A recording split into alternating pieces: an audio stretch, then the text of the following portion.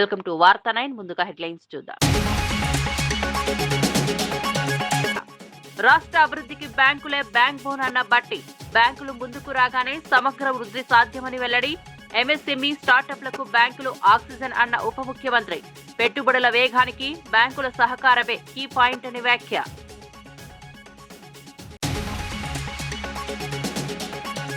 ఏపీలో ఇక ప్రతి కుటుంబానికి 25 లక్షల ఆరోగ్య బీమాకి శ్రీకారం చుట్టిందన్న నీలహపాలెం విజయ్ కుమార్. ఏపీలో ప్రతి కుటుంబానికి యూనివర్సల్ హెల్త్ పాలసీ, వైద్య సేవల కవరేజీ 25 లక్షలకు పెంపు. పేద ధనిక వర్గాలందరికీ ఈ పథకం వర్తింపు అని వెల్లడి.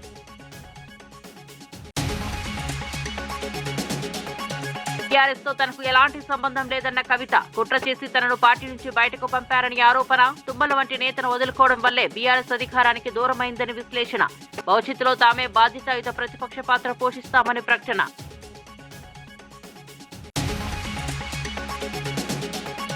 డిసెంబర్ 30 నుంచి 10 రోజుల పాటు వైకుంఠ ద్వార దర్శనం. వైకుంఠ ఏకాదశిపై టీటీడీ కీలక నిర్ణయం. సీఎం చంద్రబాబు ఆదేశాల మేరకు సామాన్యులకే పెద్దపీట. వివరాలను వెల్లడించిన టీటీడీ చైర్మన్ బీఆర్ నాయుడు.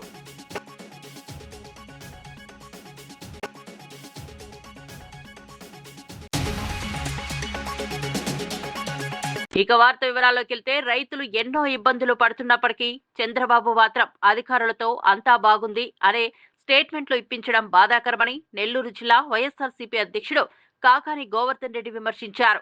పంట కృషియల్ దశలో ఉండగా యూరియా కొరత రైతులను తీవ్రంగా ఇబ్బంది పెడుతోందని, తక్షణమే యూరియా సరఫరా చేయాలని ప్రభుత్వాన్ని డిమాండ్ చేశారు.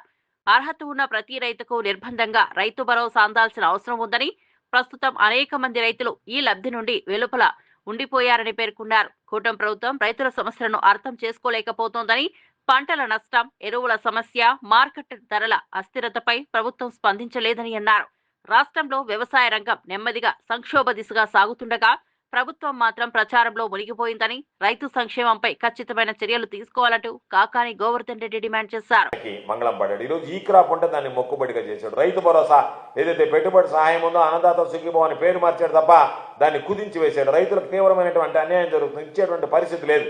గిట్టుబాటు ధరలు లేక రైతులు తీవ్రమైనటువంటి ఇబ్బందులు పడుతున్నారు. విత్తనం నుంచి విక్రయం దాకా ఉన్నటువంటి రైతు భరోసా కేంద్రాలు ఉంటే ఆ రైతు భరోసా కేంద్రాలను పూర్తిగా నిర్వీర్యం చేశాడు. టెస్టింగ్ ల్యాబ్స్, నాణ్యత పరీక్షల, విత్తనాల దగ్గర నుంచి ఎరువుల దగ్గర నుంచి వాటికి సంబంధించినటువంటివి ఏదన్నా ఉంటే వాటిని పరీక్షించేటువంటి ల్యాబ్స్కి మంగళం పాడేశాడు. ఈరోజు 75 లక్షల ఎకరాలకు సంబంధించినటువంటి పంటకి 5 సంవత్సరాల్లో 7,800 కోట్ల రూపాయలు జమ చేశాం. రికార్డులు మీ దగ్గర ఉన్నాయి, వెరిఫై చేసుకోండి. 7,800 కోట్ల రూపాయలు ఒకటే సంవత్సరంలో 2,987 కోట్లు, దాదాపుగా 3,000 కోట్ల రూపాయలు ఒకే ఆర్థిక సంవత్సరంలో రైతులకు చెల్లించినటువంటి ఘనత జగన్మోహన్ రెడ్డి గారిది. ఆ విధంగా ఆదుకున్నాం రైతుల్ని. రైతుల వెంట ఏ అవసరం ఇచ్చినా సరే నిలిచాం, అండగా నిలిచాం. రైతులకు సంబంధించి పెద్ద దాంట్లో ఇన్పుట్ సబ్సిడీ బకాయిలు ఉంటే ఈరోజు 600 కోట్ల రూపాయలు చెల్లించాల్సి ఉంటే చంద్రబాబు నాయుడు దాని గురించి మాట్లాడటం లేదు. రైతుల బాధలను చూసి చెల్లించడం లేదు. ఆ రోజు ఏ సీజన్లో రైతు నష్టపోతే అదే సీజన్లో ఆ సీజన్ ముగిసే లోపల ఇన్పుట్. ఆంధ్రప్రదేశ్ లో ప్రతి కుటుంబానికి సమగ్ర ఆరోగ్య భద్రత అందించాలనే లక్ష్యంతో కూటమి ప్రభుత్వం ప్రవేశపెడుతున్న యూనివర్సల్ హెల్త్ పాలసీ రాష్ట్రానికి గేమ్ చేంజర్ అవుతుందని AP biodiversity board chairman Nilahapalem Vijay Kumar తెలిపారు. మంగళగిరిలోని తెలుగుదేశం పార్టీ కార్యాలయంలో మీడియాతో మాట్లాడుతూ, పేద ధనిక అనే తేడా లేకుండా ప్రతి కుటుంబానికి 25 లక్షల వరకు వైద్య సాయం అందుబాటులోకి వస్తుందని చెప్పారు. వార్షిక ఆదాయం 5 లక్షల లోపు ఉన్న కుటుంబాలకు 2.5 లక్షల వరకు బీమా కంపెనీల ద్వారా క్యాష్లెస్ వైద్యం అందుతుందని, మిగతా వ్యయాన్ని డాక్టర్ ఎన్టీఆర్ వైద్య సేవ ట్రస్ట్ భరిస్తుందని వివరించారు. ఈ విధానం ద్వారా రాష్ట్రంలోని 1.63 కోట్ల కుటుంబాలు లబ్ధి పొందనున్నాయని తెలిపారు. గత వైఎస్ఆర్సీపీ ప్రభుత్వంలో ఆరోగ్యశ్రీ ప్యాకేజీలు రేట్లు గందరగోళంగా ఉండేవని, కానీ ఇప్పుడు ఒకే ప్యాకేజీ కింద నాణ్యమైన వైద్యం అందించేలా ప్రభుత్వం ఏర్పాటు చేసిందన్నారు. రాష్ట్ర వ్యాప్తంగా 2,493 నెట్వర్క్ ఆసుపత్రుల్లోనే 31 సూపర్ స్పెషాలిటీ విభాగాల్లో ఈ సేవలు అందుబాటులో ఉంటాయని విజయ్ కుమార్ స్పష్టం చేశారు. ఈ ప్రాజెక్టు గురించి చాలా మందికి తెలుసు కూడా. ఏంటంటే రాష్ట్రంలోని ప్రతి ఒక్క కుటుంబానికి, ప్రతి ఒక్కరికి హెల్త్ ఇన్సూరెన్స్ చేస్తున్నాము. ఇప్పుడు హెల్త్ ఇన్సూరెన్స్ అంటే కేవలం కొంతమంది డబ్బు ఉన్నోళ్ళు, లేకపోతే పెద్ద పెద్ద ఉద్యోగాలు చేసేవాళ్ళు, కార్పొరేట్లో ఉండేవాళ్ళు, ఐటీ వాళ్ళు, ఇట్లాంటి వాళ్ళకి హెల్త్ ఇన్సూరెన్స్ ఉంటుంది. వాళ్ళు నేరుగా పోయి క్యాష్లెస్ అంటే డబ్బులు ఇవ్వకుండానే, నగదు రహితంగానే డబ్బులు ఇవ్వకుండానే నేరుగా హాస్పిటల్కి పోతారు. ఆ ఇన్సూరెన్స్ కంపెనీతో అక్కడ ఉండే వాళ్ళు మాట్లాడతారు. సరే అండి సార్, మీరు పోయి పలానా రూమ్ అని రూమ్ కేటాయిస్తారు, వాళ్ళకి ఏమంటారు వైద్యం జరుగుతుంది. ఇలాగే అందరికీ జరగాలి కదా, ఎందుకు జరగకూడదు? ఆ ఆలోచనలో నుంచి పుట్టిందే యూనివర్సల్ హెల్త్ ఇన్సూరెన్స్. అంటే మొత్తం సార్వజనికంగా, సార్వత్రికంగా ఆంధ్రప్రదేశ్లో ఉన్న ప్రతి ఒక్క కుటుంబానికి ఇన్సూరెన్స్ చేయించాలి, హెల్త్ ఇన్సూరెన్స్, ఆరోగ్యపరమైన ఇన్సూరెన్స్ చేయించాలి అన్న దీంట్లో నుంచి. మరి ఎన్టీఆర్ వైద్య సేవ ఉంది కదా అంటారేమో. ఎన్టీఆర్ వైద్య సేవ ఉంటుంది. ఎన్టీఆర్ వైద్య సేవ అమల్లో లేని వాళ్ళకి, దాని కిందకి రాని వాళ్ళకి, ఎన్టీఆర్ వైద్య సేవ కింద ఆ ఫెసిలిటీ లేని వాళ్ళకు కూడా, అంటే ఏపీఎల్ వాళ్ళకు కూడా, బీపీఎల్తో పాటు ఏపీఎల్ వాళ్ళకు కూడా సంవత్సరానికి 2,50,000 రూపాయల విలువైన ఇన్సూరెన్స్ను, హెల్త్ ఇన్సూరెన్స్ను రాష్ట్ర ప్రభుత్వం ప్రతి ఒక్కరికి కల్పించబోతోంది. ఓకే, ఇది రాబోయే నూతన సంవత్సరంలో కూటమి ప్రభుత్వం తీసుకున్న అతిపెద్ద నిర్ణయం. దీనికి డబ్బులు ఖర్చు అవ్వచ్చు, కానీ ఆరోగ్యమే మహాభాగ్యం అంటారు. హెల్త్ ఈజ్ వెల్త్ అని మనం చాలాసార్లు చదువుతుంటాం. సో ఆరోగ్యం బాగుంటేనే రాష్ట్రం. స్థానిక సంస్థల ఎన్నికలకు 42% బీసీ రిజర్వేషన్లు లేకుండానే నిర్వహించడం బీసీ వర్గాలను అవమానపరచడమేనని మాజీ మంత్రి శ్రీనివాస్ గౌడ్ తీవ్రంగా విమర్శించారు. కాంగ్రెస్ ప్రభుత్వం బరితెగించి బీసీలను మోసం చేస్తోందని, ఈ అన్యాయంపై బీసీ సంఘాలు ఏకతాటిపైకి రావాలని పిలుపునిచ్చారు. కాంగ్రెస్, బీజేపీ పార్టీలో ఉన్న బీసీ నేతలు కూడా 42% రిజర్వేషన్ల కోసం పోరాడాలని ఆయన స్పష్టం చేశారు. బీసీలను మోసం చేసిన కాంగ్రెస్ కు ప్రజలు తగిన బుద్ధి చెబుతారని, రేపు నిర్వహించే బీసీ జేఏసీ సమావేశంలో భవిష్యత్ కార్యాచరణ నిర్వహించనున్నట్లు తెలిపారు. జూబ్లీహిల్స్ ఉప ఎన్నిక ఫలితం ఒకటైతే గ్రామాల్లో నెలకొన్న పరిస్థితులు పూర్తిగా వేరని చెప్పారు. గ్రామాల్లో తీవ్ర అసంతృప్తి ఉందని, ఏ ఎన్నికలు జరిగినా కాంగ్రెస్ పార్టీకి గట్టి బోధపడుతుందని హెచ్చరించారు. స్థానిక సంస్థల్లోనే కాదు, చట్టసభల్లో కూడా బీసీలకు రిజర్వేషన్లు తప్పనిసరిగా కల్పించాలని శ్రీనివాస్ గౌడ్ డిమాండ్ చేశారు. ఏ పార్టీ అయితే కట్టుబడలేదో ఆ పార్టీ జేసీకి చెల్లిపోయింది. మరి దాన్ని ఏం చేస్తూ చూస్తాం ఖచ్చితంగా కూడా. ఇలా ఆ పార్టీలో ఉన్నటువంటి బీసీ నాయకులు కూడా ఆలోచన చేయాలి. వాళ్ళకే నష్టం జరుగుతుంది ముఖ్యంగా. ఎందుకంటే ఇంకా కార్పొరేషన్ చైర్మన్లు ఇవ్వమన్నాం, మంత్రి పదవులు ఇవ్వాలని చెప్పినాం, అవన్నీ ఖాళీలన్నీ భర్తీ చేయాలని చెప్పినాం. 42% ఓన్లీ స్థానిక సంస్థలే కాదు, అన్నింటిలో ఇస్తామన్నారు. మీరు మంత్రి పదవులలో ఇస్తామన్నారు, కార్పొరేషన్ చైర్మన్లు ఇస్తామన్నారు, విద్యా ఉద్యోగాలు ఇస్తామన్నారు, అన్నింటిలో ఇస్తామన్నారు. ఎక్కడ ఇవ్వట్లేదు. కనుక మేము ఖచ్చితంగా ఇంత చెప్పిన తర్వాత 42% మాట తప్పుతారు అనుకోలేదు. ఇలా మాట తప్పడం అంటే ఎన్ని అబద్ధాలు చెప్తే నమ్ముతున్నారు, ఇంకా ఎన్ని మోసాలు చేసినా ప్రజలు ఓట్లు వేస్తున్నారు. జూబ్లీహిల్స్లో గెలిచినాం, అయిపోయింది. ఇంకా జూబ్లీహిల్స్లో గెలవగానే ఇదే వేవ్ ఉంది అని అనుకుంటున్నారు. జూబ్లీహిల్స్ ఎలక్షన్ వేరు, దాని కథాకారకాన వేరు, దానికి సంబంధించింది వేరు. ఇలా గ్రామాల్లో ఉన్నటువంటి పరిస్థితి వేరు. ఇలా గ్రామాల్లో సతమతం అవుతున్నారు. పత్తి రైతులు గిట్టుబాటు ధర లేక రోడ్ల మీద పత్తి వాడేసిపోతున్నారు. మొక్కజొన్నకు గిట్టుబాటు ధర లేదు, వరికి గిట్టుబాటు ధర లేదు, కరెంటు లేదు, వ్యవసాయం ఇదైపోయింది. గ్రామాలు ఇటు ఉడుకుతూ ఉన్నాయి. మళ్ళీ అందులో కనీసం ఏదో 42% వస్తే రాజకీయంగా నిర్ణయం తీసుకున్నది కదా ఈ పార్టీ అని అనుకున్నది. కానీ అది కూడా కాదని చెప్పి మోసం చేస్తే ఎట్టి పరిస్థితుల్లో కూడా మేము ఊరుకోము. దాని మీద ఒకవేళ కలిసి వచ్చే బీసీ సంఘ నాయకులను కలుపుకొని ముందుకు తీసుకెళ్తాం. పార్టీ పరంగా మేమేం చేయాలనో మా నాయకుడు నిర్ణయం ప్రకారం మేము ముందుకు వెళ్తాం. మా నాయకుడు ఒక స్వేచ్ఛగా బీసీల గురించి ఖచ్చితంగా మీరు మాట్లాడండి, కొట్లాడండి, మీరు నిలదీయండి అని చెప్పడం జరిగింది. మమ్మల్ని తమిళనాడు పంపించారు. తమిళనాడు తరహా తీసుకురావాలని చెప్పి మాకు సూచించడం జరిగింది. ప్రభుత్వానికి ఎప్పటికప్పుడు మేమే సూచించినాం. వాళ్ళు తప్పులు తడక పోతుంటే డెడికేటెడ్ కమిషన్ వేసిన మా నిర్ణయం ప్రకారమే. ప్లస్ అసెంబ్లీలో కూడా ఏకగ్రీవ తీర్మానం మా కేటీఆర్ గారి నాయకత్వంలో అందరూ ఏకగ్రీవ తీర్మానం చేయడం జరిగింది. అఖిలపక్షం ఢిల్లీ తీసుకెళ్తే మేము వస్తామని చెప్పడం జరిగింది. కానీ ఏనాడు కూడా ప్రతిపక్షంలో ఉన్నప్పుడు విశాఖ ఉక్కు ఆంధ్రుల హక్కు అని చెప్పిన చంద్రబాబు అధికారంలోకి వచ్చిన వెంటనే విశాఖ స్టీల్ ప్లాంట్ పై అక్కసు వెళ్లగక్కడం ప్రజలను అయోమయానికి గురి చేస్తోందని ఎర్రగొండపాలెం ఎమ్మెల్యే తాటిపర్తి చంద్రశేఖర్ తీవ్రంగా విమర్శించారు. స్టీల్ ప్లాంట్ ఉద్యోగులపై పని చేయకపోతే జీతాలు ఎలా ఇస్తారని మాట్లాడిన చంద్రబాబు ఇప్పుడు ఏం పని చేస్తున్నాడో చెప్పాలని సవాల్ విసిరారు. ప్లాంట్ సమస్యలపై పరామర్శించిన ప్రభుత్వం పవన్ కళ్యాణ్ కోసం ప్రత్యేక ఫ్లైట్లు అందించడం ప్రాధాన్యమా అని ఆయన ప్రశ్నించారు. స్టీల్ ప్లాంట్ ను రక్షించడానికి ప్రభుత్వం ఎలాంటి చర్యలు తీసుకుంటుందో స్పష్టత ఇవ్వాలని డిమాండ్ చేశారు.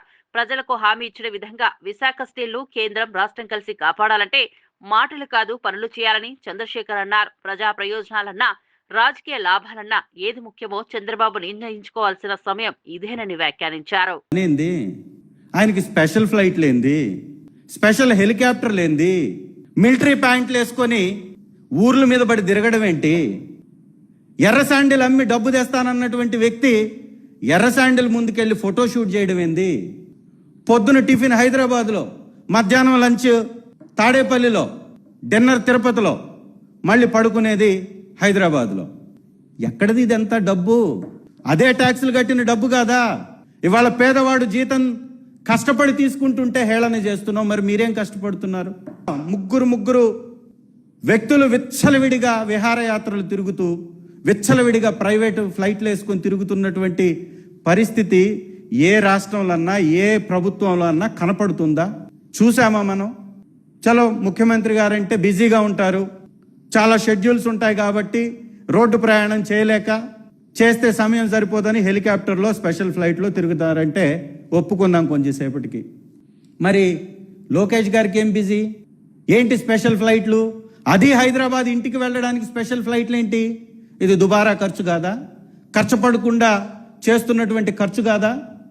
ఇవాళ పవన్ కళ్యాణ్ గారు ఎప్పుడో 1968 ఫారెస్ట్ గజెట్లో ఉన్నటువంటి ప్రైవేట్ భూమి మీదకి వెళ్ళేసి ఫోటోలు తీశాడు కదా.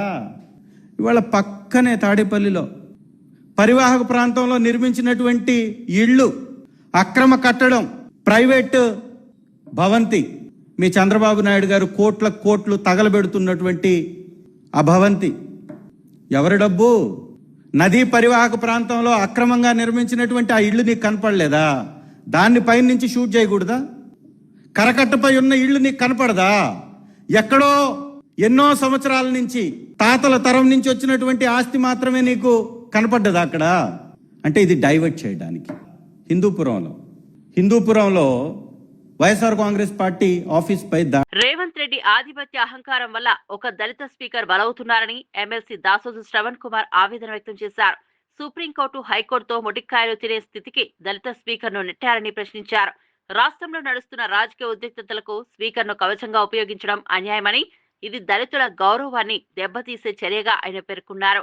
రేవంత్ రెడ్డి తీసుకుంటున్న నిర్ణయాలు రాజ్యాంగ విరుద్ధమయ్యే పరిస్థితి ఏర్పడిందని, వాటి ప్రభావం స్పీకర్ పై పడుతోందని శ్రవణ్ కుమార్ అన్నారు. అధికార దుర్వినియోగం, ప్రతిపక్ష స్వరాలను అణిచివేయాలనే ప్రయత్నాలకు స్పీకర్ ను బలవంతంగా భాగస్వామ్యం చేయడం ప్రజాస్వామ్యానికి ప్రమాదకరమని చెప్పారు. దళిత స్పీకర్ రాజ్యాంగానికి కట్టుబడి వ్యవహరించాలని, ప్రభుత్వం అనవసర రాజకీయాల్లోకి ఆయనను లాగకూడదని శ్రవణ్ హెచ్చరించారు. పని కోరుకుంటూ స్పీకర్ గారికి చేతులెత్తి నమస్కారం చేసి నేను విజ్ఞప్తి చేస్తా ఉన్నాను. మీరు ప్రజాస్వామ్యానికి పరిరక్షకులు. You have a constitutional sanctity. గొప్ప రాజ్యాంగపరమైనటువంటి ఒక ఔన్నత్యం కలిగిన కుర్చీలో కూర్చున్నారు మీరు. న్యూట్రాలిటీ, ఇంపార్షియాలిటీ మెయింటైన్ చేస్తూ రాజ్యాంగాన్ని కాపాడుతూ తరతరాలకు ఒక చరిత్రగా నిలిచేటువంటి ఒక పొజిషన్లో ఉన్నటువంటి ఒక మీరు ఇవాళ రేవంత్ రెడ్డి ఒత్తిడికి లోను కాకుండా వెంటనే ఈ డిస్క్వాలిఫికేషన్ పైన నిర్ణయం తీసుకొని వీళ్ళందరినీ డిస్క్వాలిఫై చేయాలని చెప్పని కోరుతా ఉన్నాను. మవలాంకర్ అని చెప్పని ఒక స్పీకర్ ఉంటుండేవాడు, first speaker of the country, Ganesh Mavalankar అని చెప్పని. జవహర్లాల్ నెహ్రూ లాంటి వాడిని సైతం, అటువంటి పెద్ద మనిషిని సైతం ఒకవేళ గనక తప్పు చేసినట్టుగా కనబడితే సభలో ఆయనను కూడా హెచ్చరించినటువంటి ఒక ఘనాపాటి స్పీకర్ ఆయన ముందు ఎవరు నిలబడి మాట్లాడటానికి కూడా. అందుకే మవలాంకర్ అంటే వాట్ ఏ గ్రేట్ స్పీకర్ అని చెప్పని చరిత్ర చెప్తుంది. ఒకవేళ గనక ఇవాళ ఈ 7 రోజుల్లోపు స్పీకర్ గారు నిర్ణయం తీసుకోకపోతే బోరాబాబు కంటే కూడా హీనమైనటువంటి ఒక చరిత్ర తనకు తానే రాసుకుంటాడనే విషయాన్ని వారు గుర్తు చేసుకోవాలా. రేవంత్ రెడ్డి ఒత్తిడికి, ఆధిపత్య అహంకారానికి దయచేసి స్పీకర్ కుర్చీకి ఉన్నటువంటి ఒక రాజ్యాంగపరమైనటువంటి ఒక పవిత్రతను దయచేసి ఉల్లంఘించొద్దు, దాన్ని కాపాడాలా. చరిత్రలో మీరు సువర్ణాక్షరాలతో మిగులుతారా, చరిత్రలో మీరు బోరబాబు లెక్క అధోగతికి పాలవుతారా, మీరే నిర్ణయించుకోవాలని చెప్పని స్పీకర్ గారిని కూడా నేను కోరుతా ఉన్నాను. Thank you. ముఖ్యమంత్రి చంద్రబాబు నాయుడు విశాఖ స్టీల్ ప్లాంట్ ను తెల్ల ఏనుగుతో పోల్చిన వ్యాఖ్యలు తీవ్రంగా అనుచితమని వైఎస్ఆర్సీపీ మహిళా నేత, మాజీ మంత్రి విడుదల రజని మండిపడ్డారు. వేలాది కుటుంబాలను పోషిస్తున్న ఉక్కు ఫ్యాక్టరీని ఇలాంటి ఉదాహరణలతో అవమానించడం బాధాకరమని అన్నారు. ప్లాంట్ నిర్వహణ భారంగా మారిందని భావించిన చంద్రబాబు ఈ సంస్థను క్రమంగా ఉరిబిగించేందుకు ప్రయత్నిస్తున్నారని రజని విమర్శించారు. తాడేపల్లిలో మీడియాతో మాట్లాడుతూ చంద్రబాబు మైండ్ సెట్ ఎల్లప్పుడూ ప్రైవేటీకరణపైనే ఉంటుందని, ఎన్నికల సమయంలో విశాఖ ఉక్కు ఆంధ్రుల హక్కు అన్న ఆయన అధికారంలోకి రాగానే వైఖరి మార్చుకున్నారని నిలదీశారు. వైఎస్ జగన్ విశాఖ స్టీల్ ను కాపాడేందుకు కేంద్రానికి పలు లేఖలు రాసి ప్రధాని మోదీని సభల్లో నేరుగా ప్రశ్నించారని గుర్తు చేశారు. కానీ చంద్రబాబు మాత్రం ప్లాంటుకు ఉరిని వేసి ఆ తాడును కేంద్రం చేతిలో పెట్టినట్టుగా వ్యవహరిస్తున్నారని రజనీ ఆరోపించారు. రాష్ట్రంలో ఏ వర్గమైనా చంద్రబాబును నమ్మి బాగుపడలేదని, రైతుల నుండి కార్మికుల వరకు అందరూ నష్టపోయారని పేర్కొన్నారు. విశాఖ ఉక్కు ప్రైవేటీకరణకు వ్యతిరేకంగా వైఎస్ఆర్సీపీ ఏ స్థాయికైనా వెళ్లి పోరాడుతుందని, లక్షలాది ఉద్యోగాల భవిష్యత్తు కోసం ఈ పోరాటం ఆగదని రజనీ స్పష్టం చేశారు. ఉద్యోగాలు కావచ్చు, వాళ్ళ జీతాలు కావచ్చు, అది మీకు భారంలా కనిపిస్తుందా? మొత్తం ఈ విశాఖ స్టీల్ ప్లాంట్ ప్రాజెక్టు మొత్తం కూడా చంద్రబాబు నాయుడు గారికి భారంగా కనిపిస్తుంది కాబట్టి వైట్ ఎలిఫెంట్ అని చెప్పేసి ఈరోజు మీరు కంపేర్ చేస్తూ మాట్లాడుతున్నారు. నేను అడుగుతా ఉన్నాను, ఈ భారన్నే మీరు వైట్ ఎలిఫెంట్ థియరీ అని అంటున్నారా చంద్రబాబు నాయుడు గారు? మాకు అర్థమైందైతే ఇది. ఇంకేదన్నా ఉంటే మీరు చెప్పండి. ఎంతోమంది చెప్తూనే ఉంటారు, మనం కూడా చూస్తూనే ఉన్నాము. చంద్రబాబు నాయుడు గారి జర్నీ అంతా కూడా, ఆయన ముఖ్యమంత్రి ఇన్ని సంవత్సరాల నుంచి 14 సంవత్సరాల నుంచి కూడా పరిపాలన పరంగా చూస్తూ ఉన్నాము. అందరికీ తెలుసు చంద్రబాబు నాయుడు గారి మైండ్ సెట్, ఆయన యొక్క ఫిలాసఫీ ప్రైవేటైజేషన్. ఇక ఒక ఫార్ములా ఎంచుకున్నారు, ప్రైవేటైజేషన్. ప్రతిదీ కూడా ఆయన అధికారంలోకి వస్తే, జనరల్గా ఏ ముఖ్యమంత్రి అయినా కూడా అధికారంలోకి వస్తే అక్కడ ఉన్నటువంటి ఆ గవర్నమెంట్ సెక్టార్ని, పబ్లిక్ సెక్టార్ని స్ట్రెంగ్తెన్ చేయాలి, ఆ పబ్లిక్ సెక్టార్ని బాగా చూసుకోవాలి, ఇంకా కావాల్సినటువంటి తెలంగాణలో డిజిటల్ పరిశ్రమల అభివృద్ధికి కొత్త దారిని తెరిచే అడుగుగా హైదరాబాద్ తొలిసారిగా రాష్ట్ర డేటా ఎక్స్చేంజ్ సెంటర్ గా అవతరించబోతోందని ఐటీ మరియు పరిశ్రమల శాఖ మంత్రి శ్రీధర్ బాబు తెలిపారు. ప్రపంచవ్యాప్తంగా డేటా భద్రత, డేటా పంచుకోవడం, ఆర్టిఫిషియల్ ఇంటెలిజెన్స్ అనువర్తనాలు వేగంగా పెరుగుతున్న ఈ సమయంలో తెలంగాణ ఈ రంగంలో దేశానికి మార్గనిర్దేశం చేసే స్థితిలో ఉందని ఆయన అన్నారు. హైదరాబాద్ లో ఇప్పటికే గ్లోబల్ కంపెనీలు, డేటా సెంటర్లు, క్లౌడ్ ఆధారిత పరిశ్రమలు పెద్ద ఎత్తున కార్యకలాపాలు నిర్వహిస్తున్నాయని, ఈ నేపథ్యంలో డేటా ఎక్స్చేంజ్ సెంటర్ ఏర్పాటుతో స్టార్టప్ల నుండి బహుళజాతి సంస్థల వరకు అన్ని వర్గాలు లాభపడతాయని శ్రీధర్బాబు పేర్కొన్నారు. ప్రభుత్వ విభాగాల మధ్య డేటా సమన్వయం పెరగడం వల్ల సేవల వేగం, పారదర్శకత మరియు మెరుగవుతుందని చెప్పారు. భవిష్యత్ డిజిటల్ తెలంగాణదేనని, ఈ సెంటర్ సైబర్ భద్రత, ఏఐ, మిషన్ లెర్నింగ్ రంగాలకు భారీ ఊతమిస్తుందని మంత్రి విశ్వాసం వ్యక్తం చేశారు. This is only state where we have come up with a Telangana data exchange platform. దీని వల్ల నేను మొన్న ఈ మధ్యలో ఆస్ట్రేలియా వెళ్ళినప్పుడు కూడా, and they have revered this transformative step. No other state in India has come up with Telangana data exchange board. ఇది data exchange ద్వారా you can have the access to the data related to the different departments. దాంతో పాటు ఈరోజు మీ అందరికీ కూడా తెలుసు, చాలా మంది కూడా ఈరోజు టెక్నాలజీకి సంబంధించిన మిత్రులు ఉన్నారు ఇక్కడ. ఈరోజు ఏఐ కావాల్సింది డేటా. ఆ డేటాను ఉపయోగించుకొని ఏ విధంగా క్యూరేట్ చేసి, ఏ విధంగా ఎఫిషియెంట్ గా మన డెలివరీ సిస్టమ్స్ ని ఇంకా పదునుగా, బాధ్యతాయుతంగా, జవాబుదారీతనంతో ప్రజలకు అందజేసే ప్రయత్నంలోనే ఎవ్వరి ఇంటర్వెన్షన్ లేకుండా ముందుకు తీసుకెళ్లే కార్యక్రమం చేయాలి. టెక్నాలజీ ఈరోజు నేను చెప్తా ఉన్నాను, ఉదాహరణకి మా సోదరులందరికీ తెలుసు, మా దగ్గరికి వందలాది మంది పొద్దున్న లేవగానే వస్తూ ఉంటారు. వస్తూ ఉన్న సందర్భంలో మా ఇంటర్వెన్షన్ లేకుండానే ఈ సాంకేతిక పరిజ్ఞానాన్ని ఉపయోగించుకొని ఒక సామాన్య పౌరుడు వారి రావాల్సిన హక్కులు, సేవలను తప్పకుండా ప్రభుత్వ పరంగా వచ్చే కార్యాచరణలోనే ఈ టెక్నాలజీకి ఉపయోగపడాలి. రేపు పొద్దున వచ్చి శ్రీధర్ బాబు దగ్గర, శ్రీధర్ బాబు పిఏ ద్వారా ఫోన్లు చేపించుకొని ఎంఆర్ఓకో, ఎంపీడీఓకో, రేషన్ షాప్ కు సంబంధించిన అధికారికో లేకుంటే ఇంకో అధికారికో వారికి కావాల్సిన హక్కు పరంగా రావాల్సిన సేవలను ఈ విధంగా కాకుండా అభివృద్ధిలో బ్యాంకులు కీలక భాగస్వాములుగా మారాల్సిన అవసరం ఉందని ఉప ముఖ్యమంత్రి బట్టి విక్రమార్క పేర్కొన్నారు. అభివృద్ధి కార్యక్రమాలు, సంక్షేమ పథకాలు, పరిశ్రమల ప్రోత్సాహకానికి బ్యాంకింగ్ రంగం నుంచి సహకారం అత్యంత కీలకమని అన్నారు. గ్రామీణ ప్రాంతాల్లో స్వయం ఉపాధి, మహిళా సంఘాలు, యువత స్టార్టప్లు, వ్యవసాయ రుణాలు, వీటిలో బ్యాంకులు ముందడుగు వేస్తే రాష్ట్ర ఆర్థిక వ్యవస్థ మరింత బలపడుతుందన్నారు. ప్రభుత్వం తీసుకొస్తున్న కొత్త విధానాలు, పెట్టుబడులకు సంబంధించి బ్యాంకులతో సమన్వయం పెరగాలని, రుణాల జారీ ప్రక్రియను సులభతరం చేయాల్సిన అవసరం ఉందని బట్టి విక్రమార్క సూచించారు. చిన్న చిన్న వ్యాపారాలు, ఎంఎస్ఎంఈ రంగం అభివృద్ధికి బ్యాంకు రుణాలు ఆక్సిజన్ లాంటివని, ఈ రంగం బలపడితే ఉద్యోగాల సృష్టి వేగవంతమవుతుందని అన్నారు. ప్రజలకు బ్యాంకింగ్ సేవలు మరింత చేరువ కావాలి. సమగ్ర అభివృద్ధి కోసం ప్రభుత్వం, బ్యాంకుల మధ్య సమిష్టి కృషి తప్పనిసరని ఉప ముఖ్యమంత్రి బట్టి విక్రమార్క స్పష్టం చేశారు. Like in infrastructure, other investors summits and making the people to come here and invest, and for that the power sector increase and supply of quality power by way of planning for 10% growth of power every year. This is all we are seriously planning and we are trying to execute it also. So we are very, very confident of achieving that 2047 $3 trillion economy of Telangana. So I request all the bankers to take serious part in that, our dream. Hope you all will definitely take that part. Rural transformation. రాష్ట్రంలో red book రాజ్యాంగం నడుస్తోందని ముఖ్యమంత్రి చంద్రబాబు తీరే నియంత పాలనను గుర్తు చేస్తోందని మాజీ MLA Alajangi Joga Rao మండిపడ్డారు. ప్రభుత్వం చర్యలను ప్రశ్నించే వారందరిపై కేసులు పెట్టడం, అరెస్టులు చేయడం పరిపాలనలోని అహంకారాన్ని స్పష్టంగా చూపిస్తోందన్నారు. వైఎస్ఆర్ కాంగ్రెస్ పార్టీ అధికార ప్రతినిధి కారుమూరి వెంకటరెడ్డిని హైదరాబాద్ లోని ఇంటి నుంచి ఎలాంటి నోటీసులు ఇవ్వకుండా పోలీసులు తీసుకెళ్లడం అత్యంత నిరంకుశ చర్యగా ఆయన వ్యాఖ్యానించారు. ఆయనను ఎక్కడికి తీసుకెళ్తున్నారు, ఎందుకు తీసుకెళ్తున్నారు అన్న వివరాలు కుటుంబ సభ్యులకు తెలియజేయకపోవడం చట్ట విరుద్ధమని, ఇది ప్రజాస్వామ్యానికి అవమానమని జోగారావు ఆగ్రహం వ్యక్తం చేశారు. ప్రశ్నించే వారిని బెదిరించడం, అరెస్టులు చేయడం నియంతల పాలన లక్ష్యమని, ప్రస్తుతం అదే పరిస్థితి ఆంధ్రప్రదేశ్లో నెలకొన్నదని అన్నారు. ప్రజాస్వామ్యంలో అభిప్రాయ స్వేచ్ఛను అణిచివేయడం అసలు అనుమతించరాదని, ఇలాంటి దుర్వినియోగంపై ప్రజలు తగిన సమయంలో తీర్పిస్తారని జోగారావు హెచ్చరించారు. ఆయనకి ముందస్తు నోటీసులు ఇవ్వకుండా పోలీసులతో అమానుషంగా ప్రవర్తన చేయడము, మరొకరి ఇంట్లో ఉన్న ఆడలపై కూడా ఒక విచక్షణారహితంగా పోలీసులు ప్రవర్తించిన శోచనీయమని చెప్పి నేనైతే ఈ తెలుగుదేశం ప్రభుత్వానికి సూటిగా హెచ్చరిస్తున్నాం. అయ్యా, నువ్వు ఎంతమంది ప్రశ్నించే గొంతులు నొక్కుతావు? చంద్రబాబు నాయుడు నీకు చేత అయితే ఈ రాష్ట్రంలో ఉన్న ప్రధానికి మేలు చేయి. మరి ముఖ్యంగా ప్రజలకు మేలు చేయాలని ప్రజల యొక్క ఆలోచన ఈ ప్రభుత్వానికి తెలియజెప్పే బాధ్యత ప్రతిపక్షాలు పోషిస్తే ప్రతిపక్షాలపై కక్ష సాధింపు చర్యలు తీసుకోవడం ఎంతవరకు సమంజసమని చెప్పి ఈరోజు నేను నారా చంద్రబాబు నాయుడు గారి సూటిగా అడుగుతున్నాను.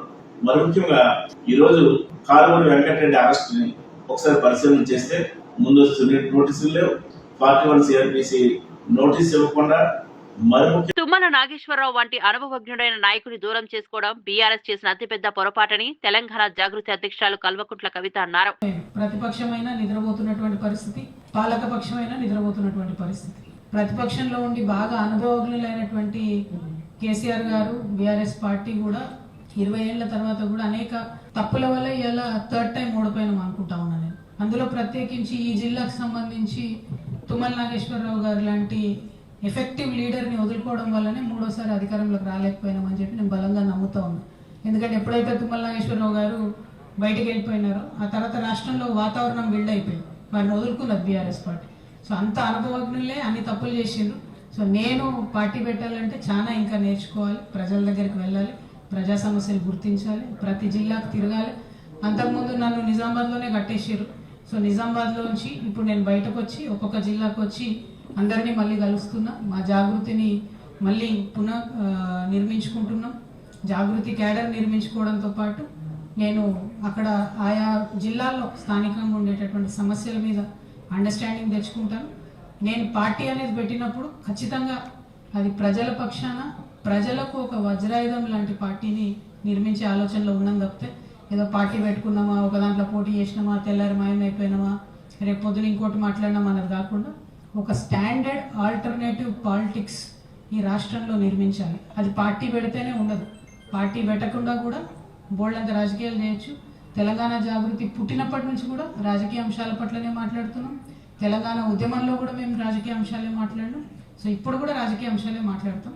పార్టీ పెట్టేది ఉంటే మంచిగా డంకా బజాయించి హైదరాబాద్లో ప్రెస్ మీట్ పెట్టి మీ అందరికీ చెప్పి. తిరుమల శ్రీవారి వైకుంఠ ద్వార దర్శనాలపై టీటీడీ కీలక నిర్ణయం తీసుకుంది. డిసెంబర్ 30 నుంచి 2026 జనవరి 8 వరకు భక్తులకు వైకుంఠ ద్వార దర్శనం అవకాశం కల్పిస్తున్నట్లు టీటీడీ చైర్మన్ బిఆర్ నాయుడు ప్రకటించారు. ప్రతి సంవత్సరం జరిగే ఈ వైకుంఠ ఏకాదశి ద్వాదశి సందర్భంగా భారీ సంఖ్యలో భక్తులు తిరుమలకు తరలి వస్తుండటంతో ఈసారి దర్శనాల నిర్వహణకు ముందుగానే ప్రత్యేక ప్రణాళికలు సిద్ధం చేసినట్లు తెలిపారు. భక్తుల రద్దీని దృష్టిలో ఉంచుకుని టికెట్లను దశల వారీగా విడుదల చేయాలని, లడ్డూ కౌంటర్లు, దర్శన మార్గాలు, అదనపు క్యూలైన్ల ఏర్పాటును సూచనలు జారీ చేసినట్లు చెప్పారు. భక్తులకు ఇబ్బందులు లేకుండా దర్శనం సజావుగా జరగడానికి శ్రామికులు, భద్రతా సిబ్బంది, వాలంటీర్లను అదనంగా నియమిస్తున్నట్లు నాయుడు వివరించారు.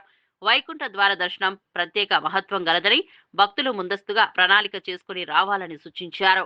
శ్రీవాణి ట్రస్ట్ కు రెగ్యులర్ పద్ధతిలో కేటాయించాలని చెప్పి కూడా డిసైడ్ చేయడం.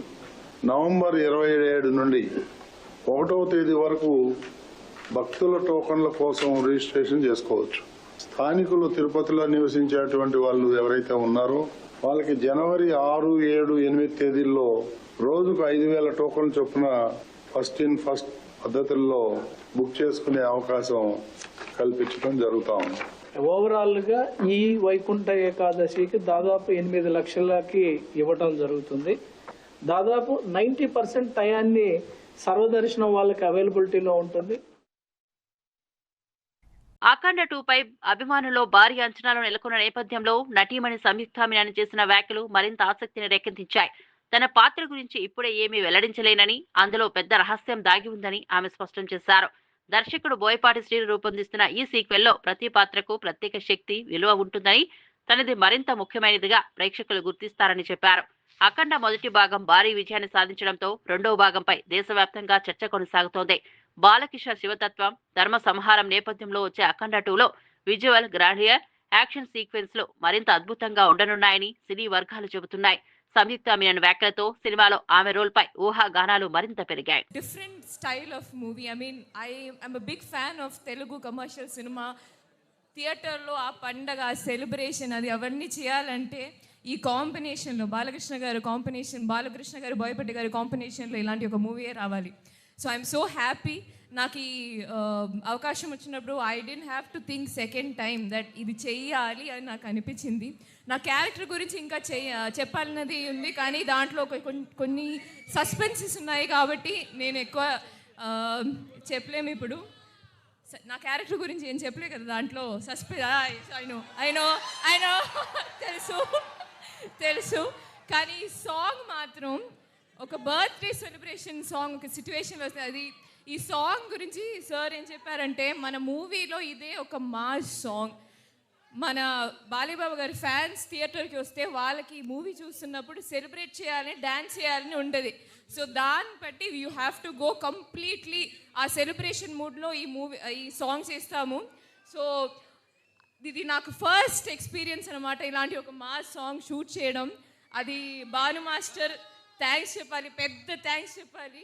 బికాస్ ఆ స్పేస్ ఇచ్చి నాకు ఆ స్టెప్స్ ఇవన్నీ I enjoyed a lot master. మీరు టీమ్. బులెటిన్ ముగించే ముందు హెడ్లైన్స్ మరోసారి చూద్దాం. రాష్ట్ర అభివృద్ధికి బ్యాంకులే బ్యాంక్ బోన్ అన్న బట్టి, బ్యాంకులు ముందుకు రాగానే సమగ్ర వృద్ధి సాధ్యమని వెల్లడి.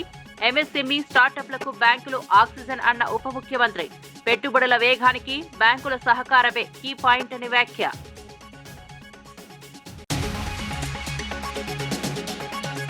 ఏపీలో ఇక ప్రతి కుటుంబానికి 25 లక్షల ఆరోగ్య బీమాకి శ్రీకారం చుట్టిందన్న నీలహపాలెం విజయ్ కుమార్. ఏపీలో ప్రతి కుటుంబానికి యూనివర్సల్ హెల్త్ పాలసీ, వైద్య సేవల కవరేజీ 25 లక్షలకు పెంపు. పేద, ధనిక వర్గాలందరికీ ఈ పథకం వర్తింపు అని వెల్లడి.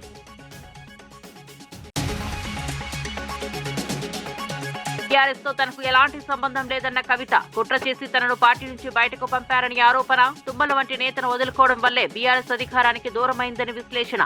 భవిష్యత్తులో తామే బాధ్యతాయుత ప్రతిపక్ష పాత్ర పోషిస్తామని ప్రకటన.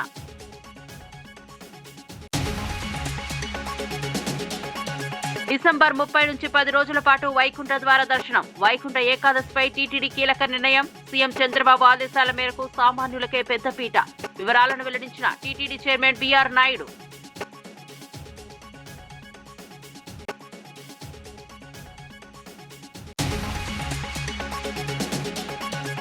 ఇవి ఈనాటి వార్తా విశేషాలు. మరో బులెటిన్లో మళ్ళీ కలుద్దాం. నమస్కారం.